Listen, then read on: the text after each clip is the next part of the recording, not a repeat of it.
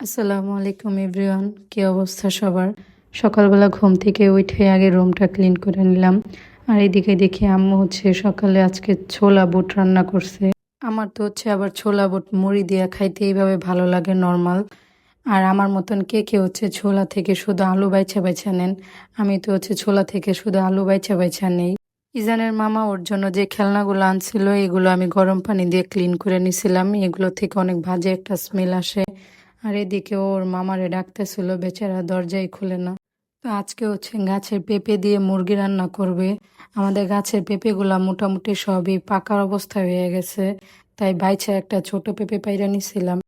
মুরগির মাংস কিন্তু পেঁপে দিয়ে বা ফুলকপি দিয়ে সবজি দিয়ে রান্না করলে অনেক মজা লাগে। আমাদের বাসায় তো প্রায়ই মুরগি সবজি দিয়ে রান্না করা হয়। কার কার বাসায় এরকম সবজি দিয়ে মুরগি রান্না করা হয় কমেন্ট করে জানাবেন। আম্মু এদিকে মুরগি আর পেঁপেটা কাইটা পরিষ্কার করে নিতেছিল। আজকে সারাদিন আমাদের এলাকায় কারেন্ট ছিল না। তো আমরা যেহেতু ইলেকট্রিক চুলায় রান্না করি, কারেন্ট না থাকলে পরে আর রান্না করা যায় না। তো আমাদের প্রতিবেশী আন্টির এখান থেকে রান্না করে নিয়ে আসছিল আম্মা সকালে। আন্টি আইসা বারবার বলতেছিল যে আমাদের এখান থেকে রান্না করে নিয়ে যায়। তো রান্না হইতে হইতে আমি আবার এদিকে লটকল খাইতেছিলাম।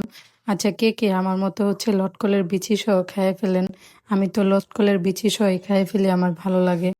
যেই গরম পড়ছে, এই গরমে তো লেবু শরবত না খাইলে চলবই না। আম্মু বলতেছে যে ফ্রিজে লেবু আছে, একটু লেবু শরবত বানায় দে। তো আমি আবার লেবুগুলা সুন্দর করে কাইটা নিতেছিলাম। আর এই লেবুগুলা দেশি লেবু। দেশি লেবুর মধ্যে কিন্তু অনেক রস থাকে। আমি শুধু 2টা লেবু নিছি, আর 2টা লেবু দিয়ে 1 জগ শরবত বানাইছি। তো এখানে আমি চিনি, লবণ আর বিট লবণ দিয়ে সুন্দর করে বানাই নিছিলাম। তো আমাদের বাসায় আবার কেউ ফ্রিজে ঠান্ডা পানি খায় না। তো ফ্রিজে বরফ ছিল, তো আমি অল্প কয়টা বরফ দিয়ে দিছি যাতে ইনস্ট্যান্ট একটু ঠান্ডা লাগে। আর এইদিকে আমি আমাদের বেসিনটা ক্লিন করে নিতেছিলাম। আসলে সাদা ফার্নিচারগুলো অল্পতেই ময়লা হয়ে যায়। লোকে 1 দিন 2 দিন পরে পরে ক্লিন করতে হয়, তাও যেন মনে হয় ময়লা থাকেই। এগুলো দেখতে যতটা সুন্দর লাগে, ক্লিন করাটা ঠিক ততটাই কষ্টের। তো এইদিকে আমি আবার বেগুন ভাজা নিতেছিলাম। আমাদের বাসায় আবার এই বেগুন ভাজাটা সবাই অনেক পছন্দ করে। লাল লাল একদম মচমচে বেগুন ভাজা। আচ্ছা, গতকালকে একটা আপু আমাকে গ্রুপে মেসেজ দিয়ে জিজ্ঞেস করতেছিল যে আমার কি ডিভোর্স হয়েছে কিনা। আমার ভিডিও দেখে নাকি তার এরকমটা মনে হয়েছে। আমি তো আমার কোনো ভিডিওতে কিংবা কোনো পোস্টে এরকমটা মেনশন করি নাই। তো আপুটার কেন এরকমটা মনে হইলে আমি বুঝলাম না। আপনাদেরও কি এরকম মনে হয় কিনা আমাকে কমেন্ট করে জানাবেন।